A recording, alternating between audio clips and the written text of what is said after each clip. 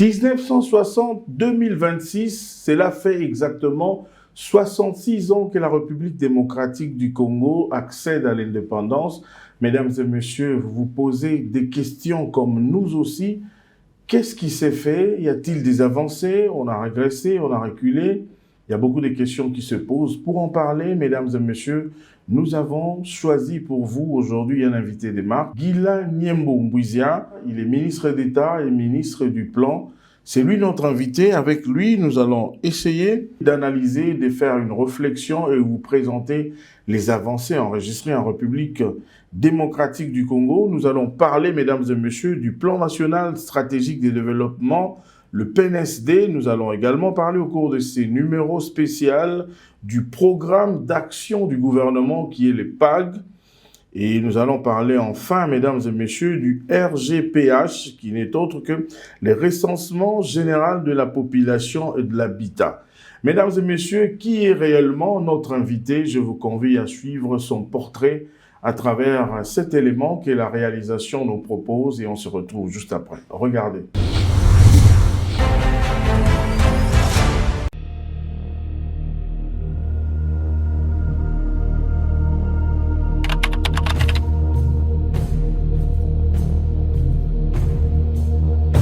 Né à Kinshasa le 1er mai 1972 et originaire du territoire de Kongolo dans la province du Tanganyika, Guilain Nyembo Mbouizia est un économiste chevronné. Marié et père de 3 enfants, multilingue. Il parle français, anglais, lingala et swahili. Titulaire d'une licence en économie et gestion obtenue à l'université de Mons et No en Belgique. Il a d'abord bâti une carrière de près de 20 années dans le domaine de business finance, notamment au sein des multinationales telles que Lyondell Basel et Super Maritime, avant d'entrer au service de l'État. En 2019, à la faveur de l'élection du président Félix Antoine Tshisekedi Tshilombo, il est nommé directeur de cabinet adjoint du chef de l'État, chargé de l'économie et de la reconstruction. Reconnu pour sa rigueur et ses résultats, il est promu le 26 janvier 2021 au poste stratégique de directeur de cabinet du chef de l'État. À ce poste, il pilote des dossiers majeurs d'intérêt national, notamment la renégociation des accords Ventura, Sicomine et Tenkenfungurume Mining au profit de la République, la renégociation du contrat du port en eau profonde de Banana, la rationalisation des effectifs du cabinet du président et le lancement de la digitalisation de la présidence de la République. Féru de gouvernance moderne et de transparence, il s'illustre également dans la mise en place des mécanismes de gestion orthodoxe des finances publiques et dans la promotion de la traçabilité des dépenses de l'État. Ses performances lui valent d'être nommé le 28 mai 2024 vice-premier ministre, ministre du Plan et de la coordination de l'aide au développement au sein du gouvernement de la première ministre Judith Suminwa I. En août 2025, il est reconduit comme ministre d'État dans le gouvernement Suminwa II, poursuivant la direction de ce portefeuille stratégique au cœur de la planification et de la coordination du développement national. Sous sa direction, le ministère du Plan joue un rôle moteur dans la mise en œuvre de la vision du chef de l'État, centrée sur la planification, la modernisation et la transformation du pays. Le ministre Nyembo supervise la coordination gouvernementale du programme de développement local de 145 territoires, une initiative phare du président Félix Tshisekedi visant à réduire les inégalités territoriales, stimuler les économies locales et améliorer les conditions de vie des populations à travers des investissements concrets dans les écoles, centres de santé, routes et points d'eau potable. Ancré dans le plan national stratégique de développement, PNSD 2024-2028, le PDL 145 territoires contribue directement aux 3 des 6 priorités présidentielles. Assurer la sécurité et la stabilité du territoire, diversifier l'économie nationale et créer des emplois, renforcer l'accès équitable aux services sociaux des bases. Visionnaire et pragmatique, Guilain Nyembo a également fait du climat des affaires une priorité nationale. À travers le tableau numérique de suivi et d'évaluation TNSE, il pilote la vulgarisation des réformes économiques auprès des ministres réformateurs afin d'assurer un suivi en temps réel des progrès et d'améliorer l'attractivité du pays pour les investisseurs. Dans le même esprit, il impulse la modernisation du suivi de l'action gouvernementale à travers les outils numériques MISAG et CISAG, destinés à renforcer la transparence, la redevabilité et l'efficacité des politiques publiques. En avril 2025, il participe au forum sur le leadership ministériel de Harvard à Cambridge, aux États-Unis. Un cadre d'échange de haut niveau réunissant d'anciens chefs d'État et d'experts nationaux et d'experts mondiaux. Cette expérience a permis de renforcer les capacités de gouvernance stratégique et de leadership en matière de planification et de mise en œuvre de politiques publiques. À cette occasion, la RDC a réaffirmé son objectif inscrit dans le PNSD 2024-2028 de créer 6,4 millions d'emplois d'ici 2028, illustrant la volonté du gouvernement de bâtir une économie diversifiée, inclusive et durable. Son Excellence Guilé Nyembo-Mbouiza incarne un leadership moderne fondé sur la performance, la planification stratégique et la transparence. Sous son impulsion, le ministère du Plan et de la Coordination de l'aide au développement s'impose comme le cœur de la gouvernance du développement, garantissant la cohésion des politiques publiques, la mobilisation des ressources et le suivi rigoureux des programmes nationaux et internationaux.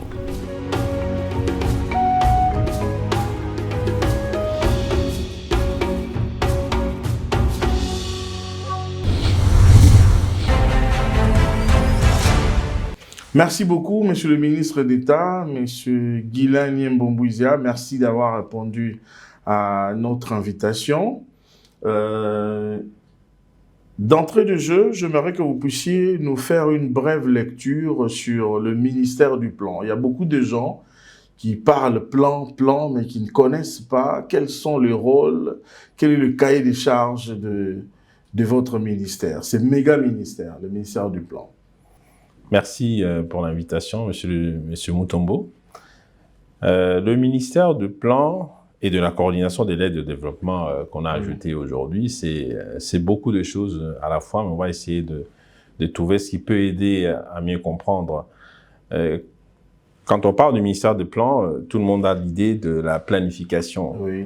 Évidemment, le ministère du Plan s'occupe de la coordination du processus de planification et de développement de notre pays, mais c'est toute une boucle que vous avez. Donc, vous avez une partie où vous devez planifier le développement de notre pays en partant de ce que nous sommes aujourd'hui et avoir la vision, comme il a le président de la République. Aujourd'hui, nous parlons de la vision 2050 pour notre pays. Où déjà, 2050 ? La vision 2050 où nous voulons devenir un pays développé. Donc, ce qui veut dire que nous voulons aujourd'hui, nous partons, parce qu'on parle aujourd'hui du PNSD 2024-2028, mais comme j'ai dit, la vision, c'est une vision pour 2050. Et donc, nous allons prendre portion par portion.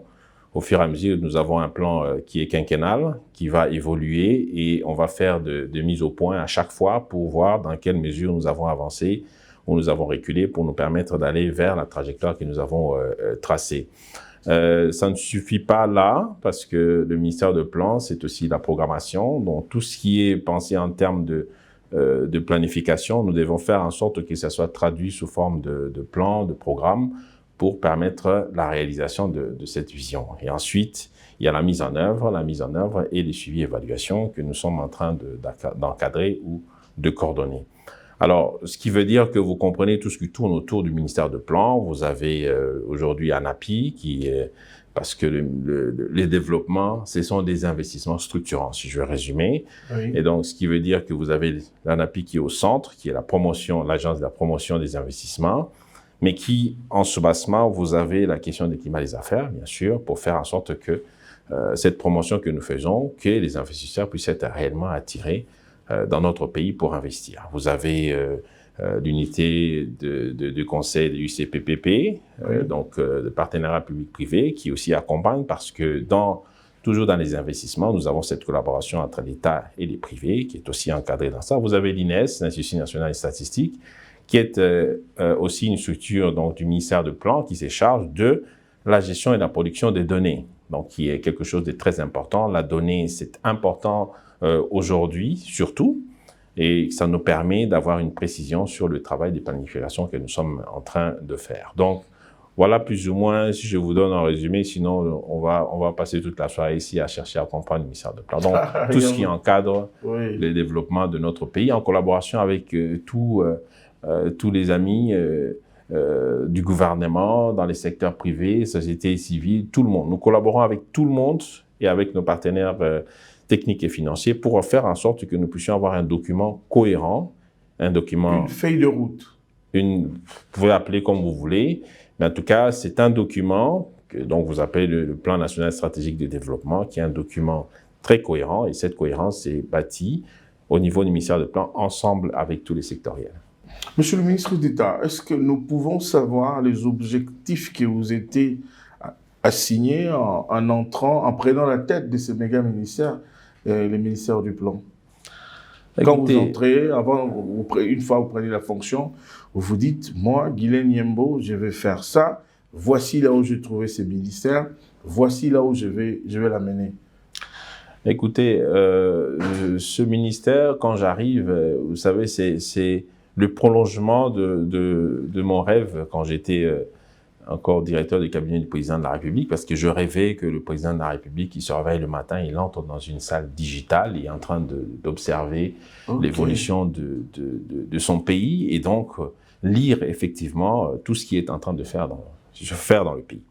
Et en arrivant, bien sûr, ça n'arrive pas du jour au lendemain, donc il faut mettre en place tous les éléments. D'abord, il faut replacer le ministère de Plan là où il doit être, parce qu'il faut savoir que le ministère du Plan a été perturbé au fil des temps. Quand le président Mobutu, à l'époque, je crois que ça devait être dans les années 91, où il y avait des problèmes de coopération avec d'autres puissances, donc qui fait que les partenaires arrivaient même à agir sur le territoire national, non plus en passant par le gouvernement, mais directement, par exemple, par des associations, des ONG, et ainsi de suite. Donc, ce qui fait que ça a créé, je dirais, un petit désordre, un dysfonctionnement dans le rôle de ce que le ministère de Plan doit avoir dans notre pays. Aujourd'hui, c'est le travail que nous sommes en train de faire pour de la pédagogie, nous essayons de faire comprendre aux gens que cette place que le ministère a, parce que c'est une coordination technique pour accompagner les décisions du Premier ministre, et donc aujourd'hui la Première ministre et le Président de la République, avoir cette facilité parce que nous travaillons avec tous les sectoriels, mais aussi la question du mindset, c'est-à-dire c'est quoi le mindset? La pensée. Donc, comment est-ce que vous pensez quand vous êtes au ministère de Plan? Je dis toujours à mes gens, quand vous êtes au ministère de Plan, vous devez penser avant tout le monde, vous devez courir avant tout le monde parce que vous devez balayer. C'est-à-dire avoir une longueur d'avance sur les autres. Donc, parce que c'est vous qui accompagnez les autres. Donc, vous devez passer du temps à réfléchir sur ce que doit devenir notre pays, ce que nous avons défini et ce que nous devons faire aujourd'hui. Donc, aujourd'hui, nous travaillons sur l'accès résultat pour tout le monde. Donc, nous voulons que chaque personne puisse travailler avec des objectifs précis parce que nos compatriotes attendent des résultats précis pour changer leur vie. Donc, aujourd'hui, nous avons des nouveaux outils de gestion dans nos établissements publics, les 3 que j'ai cités ici, l'UCPPP, ANAPI et puis l'INES. Nous avons aujourd'hui, nous faisons le travail pour faire en sorte que leur travail est évalué. Donc, demain, d'ailleurs, nous allons avoir une séance pour que les autres structures qui sont des coordinations puissent aussi entrer dans le scope et que nous puissions avoir des objectifs pour tout le monde qui sont alignés sur les objectifs du ministère qui ont été évidemment attribués par la Première ministre comme assignation. Donc comme ça, il y a une cohérence sur ce qui nous est demandé et ce que nos services sont en train de réaliser et donc travailler sur une cohérence. Ensuite, il y a la question des mobilisations de fonds parce que vous savez que notre pays, nous avons beaucoup de choses à faire, beaucoup d'investissements que nous voulons avoir dans ce pays, mais il faut des fonds. Le pays a bien démarré, vous avez vu, depuis l'arrivée du président de la République. Mais nous sommes agressés, monsieur le ministre. Bien sûr. Aussi savoir cela. Tout à fait. Oui. Donc, le fait déjà que nous sommes agressés, rappelez-vous, nous sommes en 2019, après il y a la Covid qui arrive, qui bouleverse le monde entier. Le monde entier, mais la RDC est parmi les pays qui sont sortis la tête haute. Donc, c'est quelque chose à féliciter, Dieu merci. Et voilà, après, il y a eu ce travail magnifique du président de la République qui a fait qu'aujourd'hui, à un moment donné, vous avez vu la multiplication des recettes, n'est-ce pas? Nous avons quadruplé nos recettes, qui fait qu'aujourd'hui, nous avons fait face à plus de possibilités de dépenses aujourd'hui et donc permettre à notre pays de dépenser en termes d'investissement et avancer. Alors, c'est vrai que la guerre est arrivée. Le pays a tellement avancé, monsieur le ministre d'État, parce que là, je vois un peu, quand vous parlez de multiplication des recettes, je vois les tableaux, j'étais en train de lire mes notes dernièrement pour voir qu'en 2020, la DGI mobilisait 1,9 milliard. Mais aujourd'hui, en 2025, c'est 7,2 milliards de dollars. C'est-à-dire qu'on a presque quadruplé. Et c'est grâce à la vision du chef de l'État qui a placé une bonne personne à la tête. Je ne vous le fais pas dire. Donc voilà, c'est un effort qui est apprécié à ce moment-là. Et voilà tout de suite la guerre qui nous rattrape. Donc vous vous rappelez. Et donc ce qui fait que ça nous ampute un peu de nos ressources pour financer, comme nous le voulions, notre développement. Et voilà pourquoi d'ailleurs le chef de l'État, il se bat pour que nous puissions mettre fin à cette distraction en réalité, parce que la RDC, sans ces genres de distractions, doit aller loin pour accompagner la région, donc l'Afrique et le monde.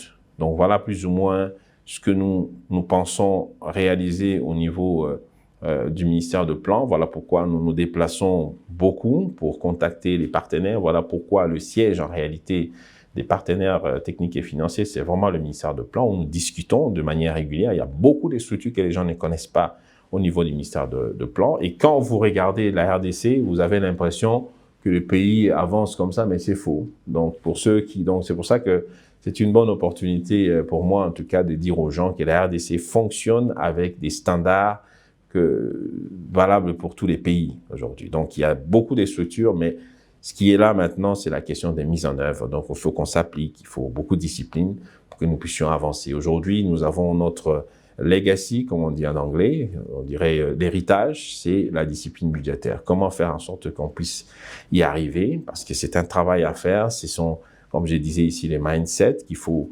changer dans nos têtes, nous tous, pour que nous puissions permettre à ce que l'État puisse réellement exécuter son budget tel qu'il est prévu, pour justement permettre au privé qui nous suit d'être rassuré que là où on a promis de faire quelque chose, il sera réalisé et il peut anticiper pour ses affaires et donc accompagner l'effort public. Vous venez de le confirmer, monsieur le ministre d'État, les plans, c'est la planification du développement, la planification du plan national stratégique de développement, le PNSD, un plan quinquennal. Est-ce que pouvez-vous nous présenter quelques axes prioritaires du PNSD et puis les objectifs, les financements, ça vient d'où?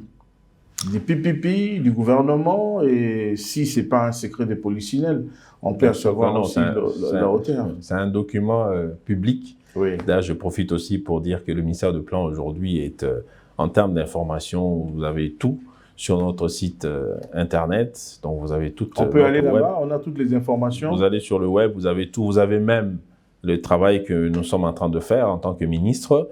Donc, vous allez pouvoir nous juger parce que nous disons tout ce que nous faisons et comment nous les faisons et les moyens que nous avons pour le réaliser, moyens ou pas. Mais en tout cas, vous avez toute notre matrice d'action qui est logée au niveau du site Internet avec toutes les informations utiles. Alors, aujourd'hui, je reviens sur la question de savoir les axes, les objectifs, alors, les financements. Dans ce plan national stratégique du développement 2024-2028, les domaines de concentration, donc c'est aussi comme ça qu'on l'appelle dans le document lui-même. Donc, nous avons tout d'abord les infrastructures, donc qui représentent le gros paquet en termes de besoins de financement de notre pays. Parce que, vous le savez, en termes d'infrastructures, en termes d'énergie, en termes des routes, en termes des transports, en termes donc, c'est le gros paquet que nous avons en termes de besoins de financement. Nous avons la question de la diversification qui est traitée. Aujourd'hui, vous savez que notre pays, tout le monde qui parle de la RDC regarde que des minéraux. Mais il y a autre chose, il y a le tourisme, il y a l'agriculture et même... Il y a le levage. Voilà, donc voilà, nous mettons tout ça dans ce paquet-là. Donc, ce qui fait que aujourd'hui, et même dans les secteurs miniers lui-même, la question de la diversification pour nous aujourd'hui, c'est de faire en sorte que la transformation soit locale. Donc, c'est vraiment toute une dynamique et ça c'est en deuxième position de besoin en termes de financement. Et ensuite, vous avez les capitaux humains qui vient en troisième position parce que pour développer un pays, vous avez besoin des hommes et des femmes qui sont en bonne santé et bien éduqués. Voilà pourquoi d'ailleurs le président de la République, contre tous d'ailleurs, il a développé la gratuité de l'enseignement alors que tout le monde pouvait croire qu'il... Mais il a eu beaucoup de critiques. Bien sûr, c'est ce que je suis en train de dire. Donc personne ne croyait. C'était précipité. Voilà, c'est le génie. Donc c'est ça qui a fait qu'aujourd'hui, ce projet est devenu réalité avec les difficultés, mais nous avançons. C'est ça qui est le plus important. Et aussi en même temps, la couverture santé universelle pour la question de la santé. Aujourd'hui, c'est vrai que nous avons la question de la gratuité pour la maternité, mais aussi la prise en charge des nouveau-nés et de la mère. Mais il y a tout un programme qui vient soutenir la santé pour tous les citoyens, pour nous permettre justement d'être en bonne santé et de pouvoir développer notre pays. Donc ça, c'est en troisième position. Alors, d'ailleurs, je sais qu'au niveau du ministère de la Santé, on est en train de développer l'assurance universelle. Santé, donc, c'est en train d'avancer, hein, en tout cas, parce qu'on a eu quand même, après le coup que nous avons eu avec les États-Unis qui avaient coupé des aides au niveau de l'USAID, mais aujourd'hui, nous avons quand même une taxe qui nous permet... Donc, 66 ans après, nous pouvons dire que nous avons avancé. Nous avons fait du surplace ou nous avons régressé? Nous avançons, malgré, et puis c'est très important de dire malgré la guerre ou malgré les guerres. Oui. Nous sommes en train d'avancer. Donc, on travaille sur des fronts. Nous voulons continuer à croire que notre pays, c'est pas... C'est-à-dire qu'en fait, pour nous, ce qui est important de communiquer, c'est que ce que le Rwandais nous amène, c'est de la distraction.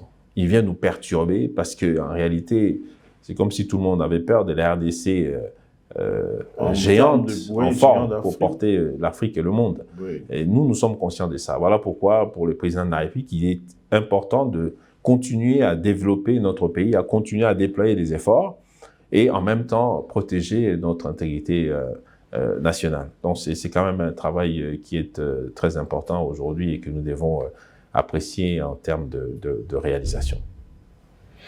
En dehors du PNSD, Monsieur le ministre d'État, nous avons... j'avais pas fini. Oui, allez-y. Il y a la suite. Oui, allez-y, excusez-moi. Il y a la question des développements équilibrés des provinces. Donc, vous avez donc, les développements des provinces, qui, bien sûr, avec les découpages, vous avez les ETD qui suivent.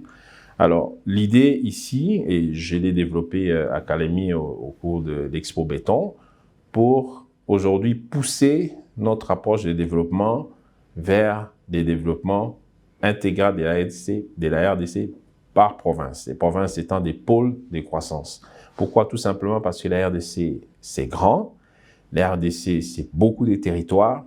Et pour nous, aujourd'hui, qui faisons des descentes sur terrain, dans le cadre du PDL, vous allez constater qu'il y a beaucoup d'espaces qui sont vides.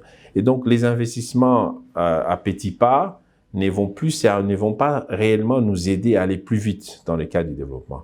Donc, il faut des grands projets, un paquet d'investissements par province pour faire en sorte qu'on puisse impacter tous nos compatriotes qui se trouvent à ce moment. Vous avez vu, parce que nous étions avec vous à Mongala, vous avez vu, oui. On passait une école, après quelques kilomètres, on voit encore d'autres écoles que nous devrions encore construire, et ainsi. Donc, ça demande vraiment un gros paquet d'investissements. Donc, Mais la volonté aussi. Bien sûr, oui. Bien sûr. Donc, voilà pourquoi nous pensons qu'il faut cette approche de développement par province en utilisant les ressources naturelles de chaque province. Dieu seul sait combien nous en avons par province. Et enfin, vous avez la question de la gouvernance. La gouvernance, ça dit beaucoup de choses en même temps, mais c'est là où vous retrouvez la question du climat des affaires, parce que nous voulons que nous puissions nous améliorer pour permettre aux investisseurs de trouver de la place dans notre pays. On va parler de ça vraiment à fond. Monsieur le ministre d'État, permettez-moi de vous interrompre. Je voudrais nuancer ici, avant que nous puissions entrer dans cet aspect sur le climat des affaires, que vous puissiez nous donner la nette différence qui existe entre le PNSD et le PAC, qui est le programme d'action du gouvernement. Il y a la différence entre les deux programmes. Donc, le plan national stratégique de développement, ça vient traduire la vision que vous avez. Donc, comme j'ai dit ici, vous avez une autre vision, une vision pour jusque 2050. Sa traduction a été élaborée dans le PNSD, bien sûr. Comme vous avez dit, c'est quinquennal. Et puis après, on va encore développer d'ici là le prochain PNSD jusqu'à ce que nous puissions évoluer jusqu'à atteindre l'objectif que nous voulons. Et le programme d'action du gouvernement, évidemment, c'est une expression opérationnelle du plan national stratégique de développement, parce que si vous constatez, nous sommes dans la même période. Nous avons 2024-2028, la même chose pour le programme du gouvernement. Parce qu'en réalité, le programme du gouvernement, c'est une émanation donc, du PNSD, parce que dans le programme national du développement, le plan national de développement, nous prenons toutes les actions prioritaires que nous concentrons dans le travail que nous faisons pour élaborer le programme d'action du gouvernement. Le PAC. Un peu comment le lien que vous pouvez trouver entre les deux.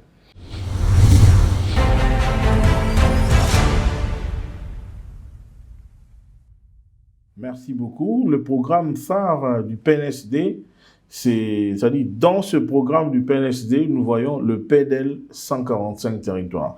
Monsieur le ministre d'État, pouvez-vous nous dire quels étaient les objectifs que vous vous êtes dit en lançant le programme de développement local des 145 territoires?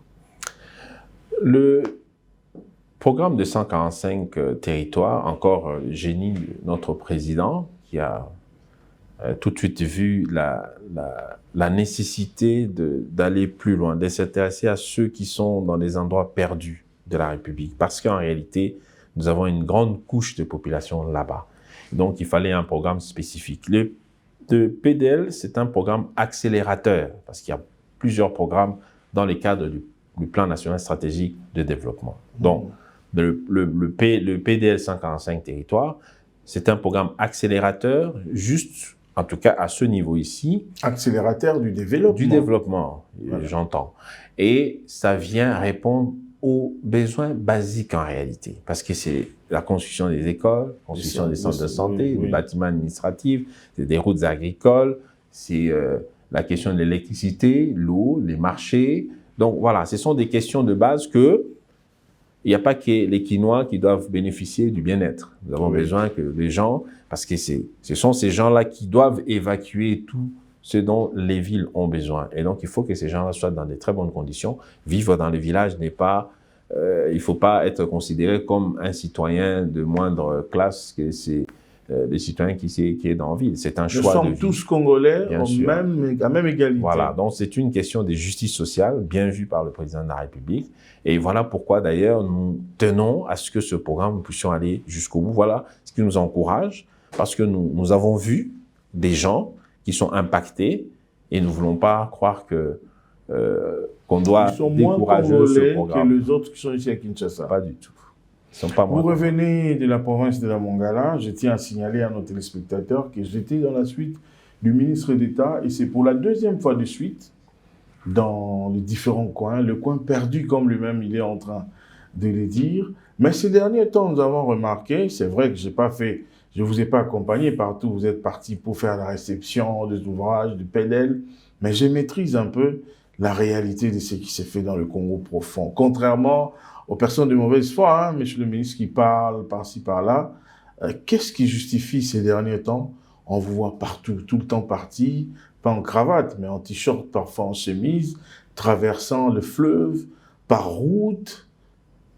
Qu'est-ce qui justifie par canot rapide? Oui, par canot rapide, oui, les fleuves, je disais. Oui. Oui, en fait, c'est déjà dans les cadres de nos missions de terrain pour aller vérifier les travaux tels qu'il est fait, parce qu'en réalité, nous sommes là en train de bâtir des programmes, et il est important de se retrouver sur terrain pour voir la manière dont ça impacte. Donc le mot d'ailleurs que je laisserai dans cette émission, c'est impacter. Impacter le Congolais, c'est très important pour nous en tant que ministère de plan. Donc, nous descendons là-bas de plus en plus pour faire en sorte que la parole du président de la République soit manifeste. Parce que vous vous rappelez... Vous êtes l'œil du président pour voir si réellement le travail s'est fait. On peut dire ça. Ben, nous sommes des exécutants. Donc, je suis dans l'exécutif. Mon rôle, c'est de réaliser la vision et le programme du président de la République. Donc, c'est ça. C'est pour ça que nous sommes là. Et donc, en décembre, vous l'avez vu en congrès, quand il a fait l'état de la nation, vous avez vu, il a beaucoup parlé sur le PDL. Et donc, nous avons, après ça, c'est notre rôle, quand le président parle, nous reprenons le dossier pour que nous puissions voir dans quelle mesure nous accompagnons ses paroles. Et donc, il était question là d'accélérer les remises. Donc, c'est ça la stratégie que nous avons pour que on ne vienne pas nous perturber dans ce plan. Comme je vous dis, pour moi, c'est très important que nous puissions arriver à réaliser ce plan, que nous savons très bien que ça a commencé avec beaucoup de difficultés et nous pouvons peut-être y revenir. Mais ici, il est question que nous puissions terminer cette phase qui nous a vraiment, rendu la tâche difficile, mais nous avançons. Et donc, dans le cadre du respect de la parole du président de la République, voilà pourquoi il est pour nous tout à fait normal que nous puissions descendre davantage pour, que je dirais, mettre la pression à ceux qui exécutent ces travaux-là de pouvoir le réaliser. Nous allons pour inaugurer, mais nous allons aussi pour visiter. Par exemple, là, je fais des tours encore à Kalemi, sur les territoires de Kalemi, à Mutoa, pour encore visiter le premier centre de santé qui a été équipé par le président de la République pour voir comment est-ce que les matériels... Le fonctionnement. Oui, voilà. Parce qu'ils ne pouvaient peut-être pas s'attendre à ce que nous revenions, mais nous revenons au lieu pour vérifier ce qui est fait. Parce qu'en réalité... Une visite surprise, hein. Ils ne s'attendaient pas, c'était pas prévu, paf, vous débarquez. Non, nous débarquons pour vérifier comment ces matériels-là, parce que c'est quand même des matériels de très grande valeur, et vous savez que dans les cas du PDL, le matériel médicaux n'étaient pas prévus. Oui, c'était pas prévu, donc, oui. Mais c'est en train d'arriver. Donc, mais ça, c'était le centre qui a été équipé pour la première fois. Il était question pour moi d'aller visiter. Et nous ne visitons pas seulement pour dire tout va bien. Non, là où ça ne va pas, nous les disons. Pour corriger les malfaçons. Bien sûr. Nous sommes allés au sud de Bangui, nous sommes allés à Boudjala. Vous avez vu, nous sommes allés avec une nouvelle entreprise qui devait récupérer les travaux d'une entreprise défaillante pour qu'on puisse avancer dans le travail. Donc, c'est de la transparence. Vous étiez là, donc vous avez vu tout ce que vous pouviez voir, donc il n'y a rien à cacher, parce que pour nous, le plus important, c'est la réalisation de ce programme que nous estimons être très, très important. Mais du côté qualité, nous revenons avec vous dans la province de Mongala. Quand vous regardez la qualité de ce qui se fait, vous dites quoi? C'est bien, c'est pas bien, il y a des choses à corriger? C'est bien fait. Quand vous regardez le cahier des charges de Mongala, d'ailleurs, qui une province qui doit être contente en termes de réalisation, parce qu'il y a deux entreprises qui doivent réaliser ces travaux. Je crois que c'est parmi les meilleures réalisations, je veux dire, en termes de qualité. Donc, la qualité, elle est bonne. Il y a quelques défauts, mais ça, c'est normal. Quand vous construisez votre maison, à la fin, vous avez une réception technique provisoire, et vous avez une année pour occuper votre maison et puis remarquer s'il y a des failles. Et que, comme il y a une garantie qui est retenue, s'il y a des défauts, ils reviendront revenir pour corriger ces défauts-là. Donc, pour nous, nous pensons que le travail avance, c'est ça le plus important. Les difficultés, nous les voyons, nous les connaissons, mais c'est pas ça qui doit nous faire reculer, mais bien au contraire, parce que quand le président de la République se lance dans ce programme, il connaît les difficultés. Et donc, pour nous, les difficultés ne doivent pas être une barrière, parce que nous savons que c'est difficile. Mais c'est plutôt une motivation davantage pour dire, améliorer. Nous voulons aller servir ceux qu'on ne voit pas, ceux qui nous nourrissent parfois d'ailleurs, et qui ne nous rendons même pas compte dans quelles conditions ils vivent. Nous voulons qu'ils vivent comme nous, à Kinshasa, et donc c'est ça le merveille de ce programme. Une question me vient en esprit, Monsieur le ministre d'État. Dites-moi un peu, vous vous sentez comment quand vous voyez les gens sur les réseaux sociaux, à la télévision, dire que le PDL, c'est un échec, PDL est simbité. Vous vous sentez comment? Parce que vous-même, vous allez réceptionner des ouvrages, vous voyez la difficulté, parce qu'il faudra signaler ces ouvrages. Le PDL, c'est construit presque nulle part. C'est pas, vous descendez aussitôt à l'aéroport et vous arrivez. Vous devez traverser, et moi je me dis que c'est le pèlerinage. Si vous prenez la route, mais il y a des difficultés. Si vous prenez le fleuve par canot, c'est pas facile. Il n'y a pas de réseau, des communications. Les téléphones deviennent quasiment des appareils photo ou bien pour filmer. Mais vous vous sentez comment quand vous voyez, après avoir réceptionné tout ce que vous avez réceptionné, quelqu'un avec la cravate, comme vous êtes bien habillé comme ça, dire que PDL wana et Simbité. Vous vous sentez comment? Ça vous fait comment? Bon, je veux dire, le sentiment que j'ai à ce moment-là, et comme vous le savez, chez nous, on aime bien la critique. Nous sommes pour la critique, mais constructive. Ça vous fait pas mal? Mal. Parce que quelque part, c'est des mensonges. Hein. Quand on dit que PDL, c'est pas une réussite, c'est vraiment du mensonge. Ça veut dire tout simplement que ces gens ne sont pas arrivés à destination. Vous l'avez dit, vous avez vu. Le PDL, c'est pas à l'aéroport quand vous arrivez. Le PDL, c'est à prendre l'avion. On était avec vous, nous avons pris l'avion. Après l'avion, nous avons pris les véhicules. Et après, nous devions pendre encore des canaux pour traverser. Mais dans quelles conditions, monsieur le ministre d'État? Imaginez maintenant... Avec tous les risques. Imaginez les matériels qui doivent. Nous, on était là dans des véhicules, des Jeeps, 4x4, tout bien. Mais vous avez vu les dégâts que nous avons eu. On avait l'impression de faire la boxe avec les véhicules. Parce que parfois, vous cogniez comme ça, parce que la route, on était sur une nationale. Mais dans quel état? Et il y a des véhicules, on rencontre des crevaisons des pneus, des problèmes de chauffage, et tout. Voilà, donc... Mais je comprends ce que je veux dire, c'est que parce qu'on ne veut pas nier, moi ça me motive en réalité. Okay.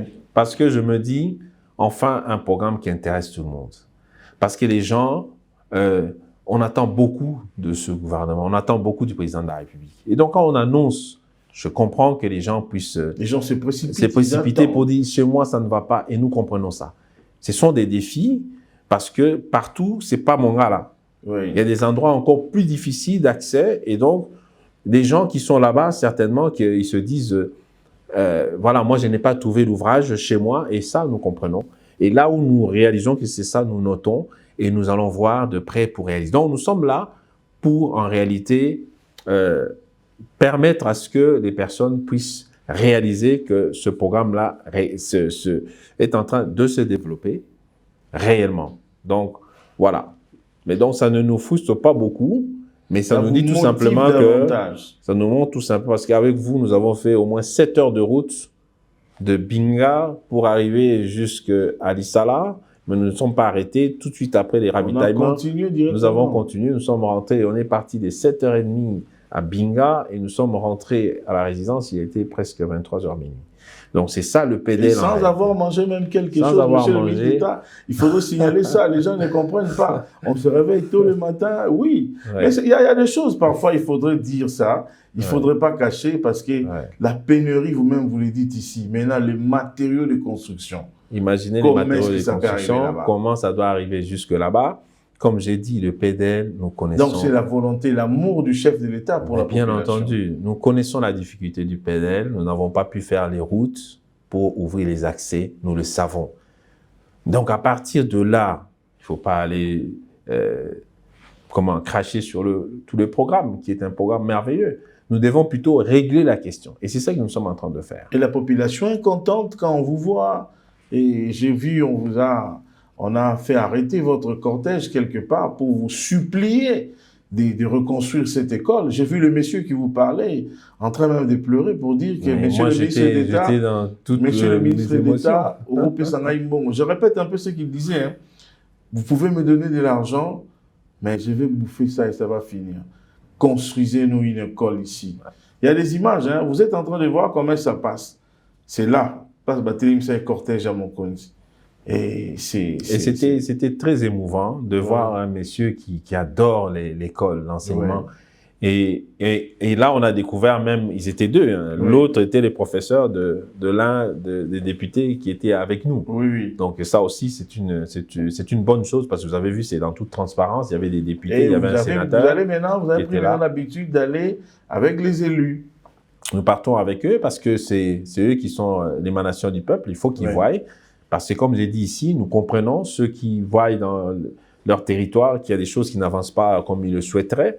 Nous ne pouvons pas dire que c'est faux, non. Si c'est vérifié, ou vérifiables, nous allons, nous notons et puis nous faisons. Et quand nous descendons comme ça, nous faisons en sorte que nous écrivons. Par exemple, là, j'ai envoyé mon programme au niveau du Parlement pour dire que non, voilà, je vais me déplacer telle période, si vous pouvez disponibiliser des députés qui peuvent nous accompagner. Donc, on le fait parce que, bon, pour ne pas dire qu'on cacherait des choses que nous ne voulons pas montrer, mais pour nous, c'est une opération de transparence, encore une fois, parce que c'est un programme important, c'est un programme accélérateur de notre développement, c'est un programme qui marche, parce que vous avez vu, les gens sont contents. Très contents. Vous parlez de l'indépendance, 66 ans après. Très contents. Les gens qui disent qu'ils n'ont jamais vu ça, partout ils disent la même chose. Donc, pour ce programme, un programme de ce type-là, on ne peut pas se décourager. Il y a de quoi, monsieur le ministre d'État, où il n'y a pas même un bâtiment construit en matériaux durables. Non. Au XXIe siècle. Oui. Et c'est sous Tshisekedi que cela s'est fait. Tout à fait. Vraiment. Mais après la première phase, maintenant, quelle est la prochaine étape? Ben, dans cette première phase... Vous avez vu la nécessité, monsieur le ministre d'État, Ouais. la nécessité et l'importance des routes.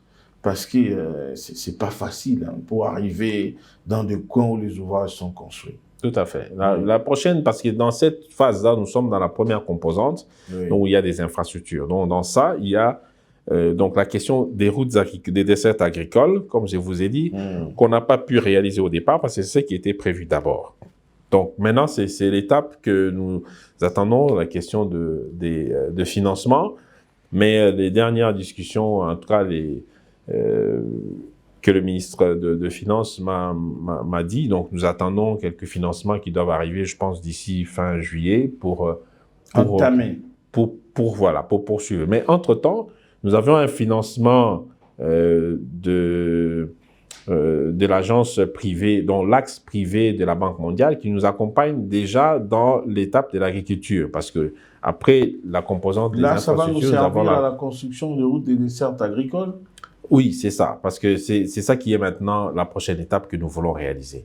Et après ça, maintenant déjà nous sommes en train de travailler sur le programme agricole, parce que comme j'ai dit, le PDL, ce n'est même pas encore ce que nous savons. Donc le PDL, le meilleur est à venir. Parce que quand je dis le meilleur est à venir, parce que quand on dit le développement de l'économie locale, notamment avec l'agriculture, mais c'est ça qui va permettre à ce que ces personnes qui vivent dans des endroits les reculés puissent avoir plus de ressources et qu'elles puissent se développer davantage. Donc ce programme-là arrive, nous travaillons avec le ministère de l'Agriculture bien sûr, pour faire en sorte que demain nous puissions passer à cette deuxième composante, tout en comprenant que les routes des dessertes agricoles puissent suivre et accompagner cette phase-là, enfin cette composante-là.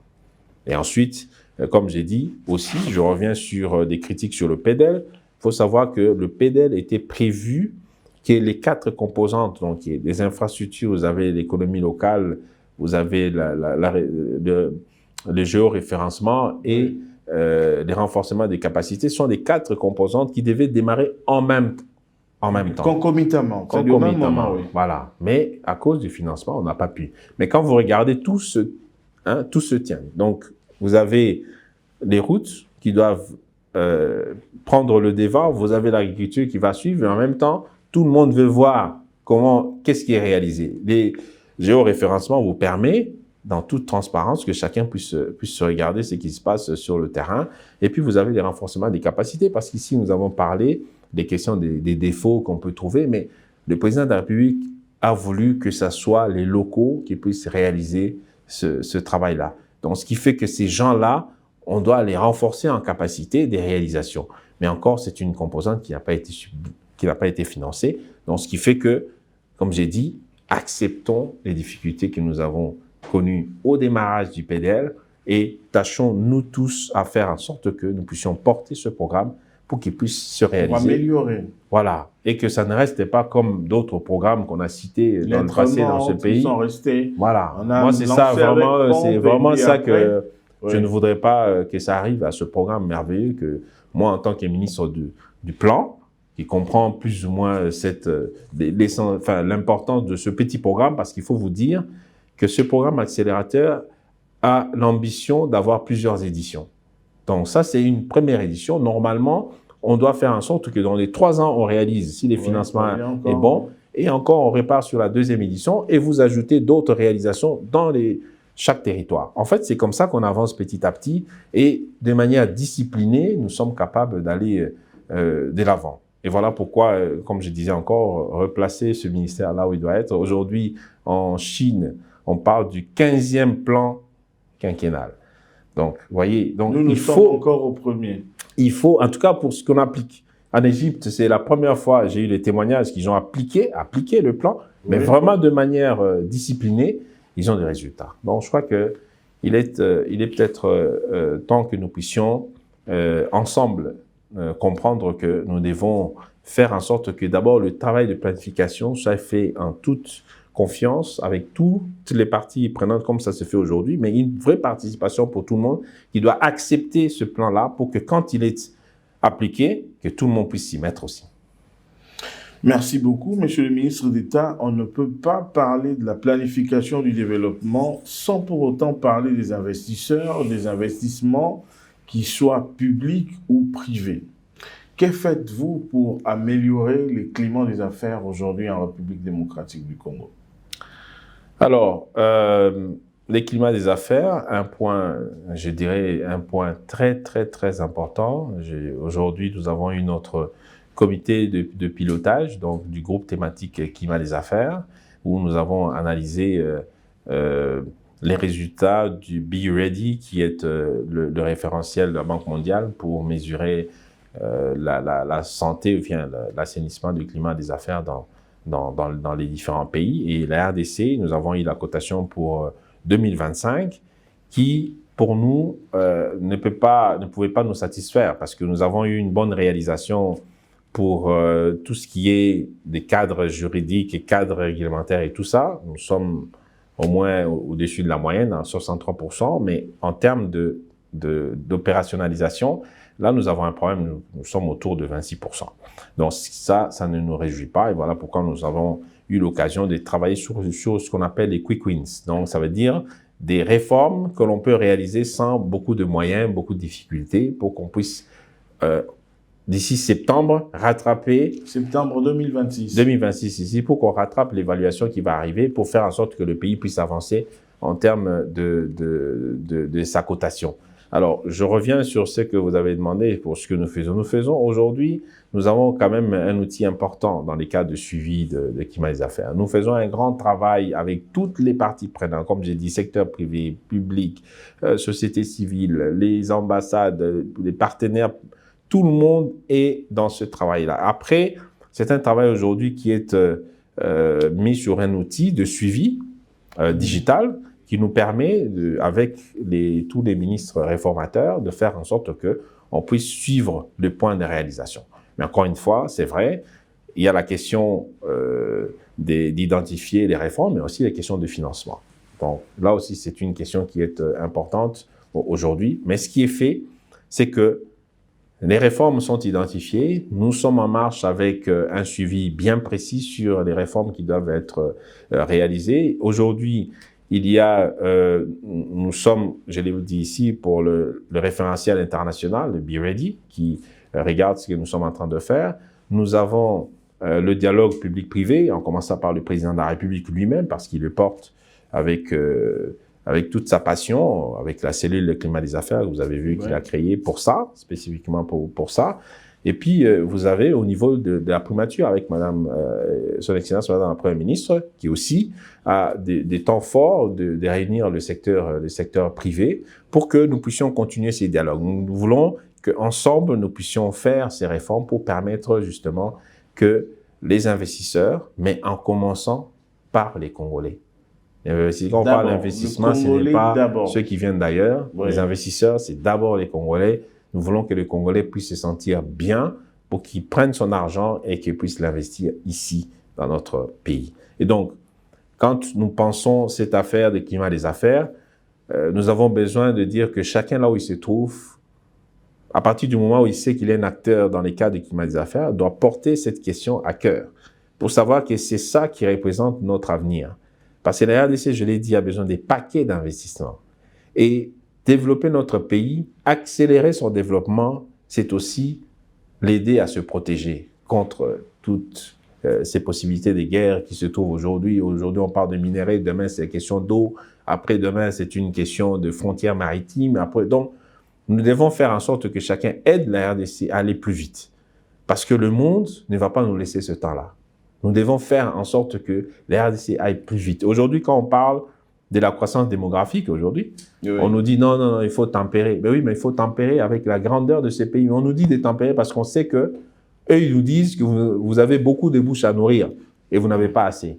Mais si nous accélérons notre développement, nous sommes capables de maintenir notre rythme démographique tel que nous voulons et qui va porter les développements de notre pays avec la vitesse de croissance que nous avons.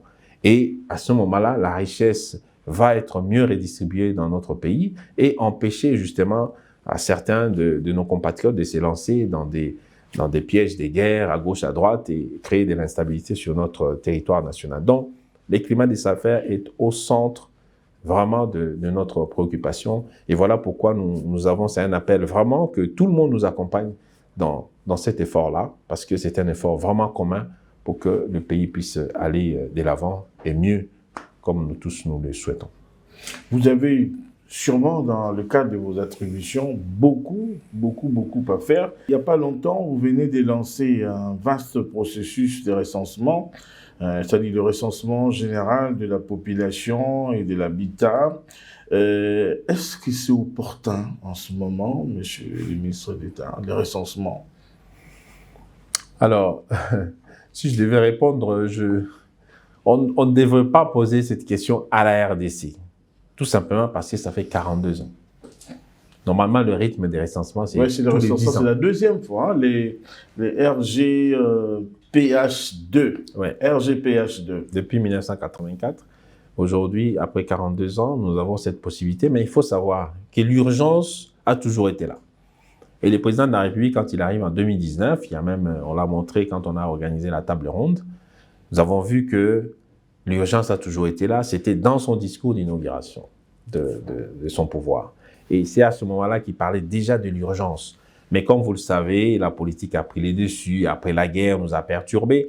Mais aujourd'hui, avec encore son leadership, parce qu'il nous a rappelé encore 2-3 fois. Monsieur le ministre d'État, est-ce que le moyen, on les a pour faire ce recensement? Le président de la République nous a fait un merveilleux accompagnement pour la table ronde qui a eu lieu il y a quelques mois maintenant, où nous avons pu réunir les ressources qu'il faut pour ce programme. Ah, donc il y a déjà, donc c'est qu'on peut savoir, excusez-moi, donc ce que je peux retenir, c'est que les téléspectateurs qui nous suivent peuvent retenir qu'il y a déjà un budget, une enveloppe pour le recensement. Le budget existe, le financement aussi, nous avons donc des promesses fermes.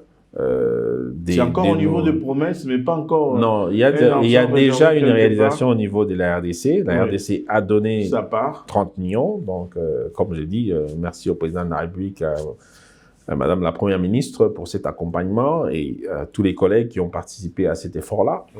Parce que ça nous a permis de mobiliser les partenaires. Et dès que nous avons mis notre paquet, les partenaires se sont bousculés pour nous accompagner. Parce qu'il faut savoir que la question de recensement, c'est une préoccupation mondiale. La RDC, l'amélioration des données, j'ai parlé ici de l'importance des données. C'est parce que peut-être qu'on ne se rend pas compte de l'importance des données, parce que les données nous donnent la précision de nos décisions. Et donc, ce qui fait qu'il est important pour ces partenaires-là qui nous accompagnent déjà, de savoir quand ils viennent, la Banque mondiale, quand ils viennent nous accompagner dans tel projet, mais ils doivent savoir exactement comment nous impactons la population. Nous sommes combien exactement sur ce territoire de la RDC? Tout ça, c'est très, très important pour nous. Donc voilà pourquoi, quand vous parlez de l'opportunité, mais comment penser qu'après 42 ans, nous continuons encore à travailler sur des estimations, même si ça nous permet un peu d'avancer. Mais aujourd'hui, quand vous posez la question à 10 000 Congolais, vous avez 10 000 réponses sur le nombre de populations dans notre pays. Donc, il est important, nombre d'habitants, j'allais dire, il est important pour nous de faire en sorte que nous puissions réaliser ce projet. Hier, c'était un peu difficile. Aujourd'hui, nous avons bouclé les financements et nous sommes prêts. Nous avons déjà démarré depuis l'année passée les phases préliminaires. Aujourd'hui, nous sommes en train d'entrer vers la cartographie censitaire, en commençant par Kinshasa, le premier paquet de provinces, et puis deuxième paquet des provinces, et puis ensuite les dénombrements, donc le recensement proprement dit, si vous voulez, qui va arriver en juillet de l'année prochaine, avec l'ambition de boucler ça fin de l'année prochaine. Au mois de juillet 2027. Ça, c'est les dénombrements. Oui, donc, selon la planification. Ouais. Ah, ok. Ouais. C'est ce qui est prévu, en tout cas, sauf s'il y a des changements les dernières minutes. Voilà, s'il y a des petits changements. Mais en tout cas, en gros, nous faisons en sorte que nous puissions respecter les calendriers. Et encore une fois, vous voyez qu'il n'y a pas d'intention derrière. Les recensements, c'est une opération purement scientifique.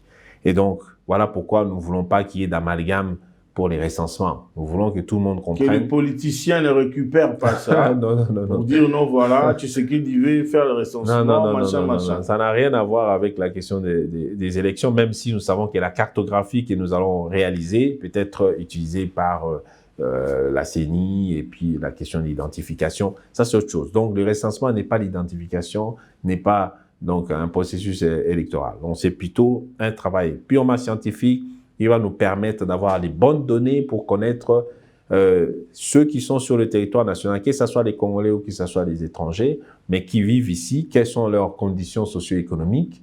Cela nous permet de faire de la bonne planification, cela nous permet de faire des routes qui supportent la densité des territoires, d'avoir des barrages qui supportent le nombre de populations sur un territoire donné, d'avoir construit des écoles. Vous avez vu le besoin en termes d'écoles. Il faut savoir exactement combien d'écoles il faut construire sur un territoire donné parce que nous allons maîtriser les nombres. Donc, c'est la clé d'un développement harmonieux, d'un développement cohérent, d'un développement, comme j'allais dire, comme il se doit. Donc, c'est ce que nous voulons. Merci beaucoup. Et c'est à ça que nous avons inscrit notre action dans ce ministère. Merci beaucoup, M. Guylaine Yembo. Je rappelle à nos téléspectateurs que vous êtes le ministre d'État, ministre du Plan. Notre invité est ministre d'État et ministre du Plan et de la coordination de l'aide au développement. C'est ça? Oui, ça, c'est une partie qu'on a ajoutée encore parce que, comme je vous ai expliqué, c'est ce petit désordre parce que on nous dit souvent les partenaires viennent nous imposer. Non, c'est une question de leadership. Nous voulons prendre le leadership dans cette question de financement qui est le bienvenu, mais nous voulons que ce soit nous qui mettons de l'ordre sur ce financement. Nous voulons dire à nos partenaires, nous voulons vous avoir sur l'espace géographique, nous voulons vous avoir à l'est et non pas à l'ouest. Nous voulons que vous puissiez investir dans tel secteur et non pas dans l'autre, selon que eux aussi, ils ont leur secteur de prédilection, mais nous allons travailler ensemble, mais en tout cas, c'est nous qui devrions être au niveau du leadership en termes de l'occupation de l'espace et des investissements de nos partenaires. Merci encore une fois de plus. En une minute, l'émission est terminée, mais en une minute, si quelqu'un nous prenait en cours maintenant, que peut-il retenir de votre passage ici? Écoutez, moi, en tant que ministre du Plan, ce que nous recherchons, c'est que la vision du président de la République puisse se réaliser. Nous voulons que les promesses du président de la République puissent réellement être réalisées. Nous voulons que le Congolais puisse être impacté positivement.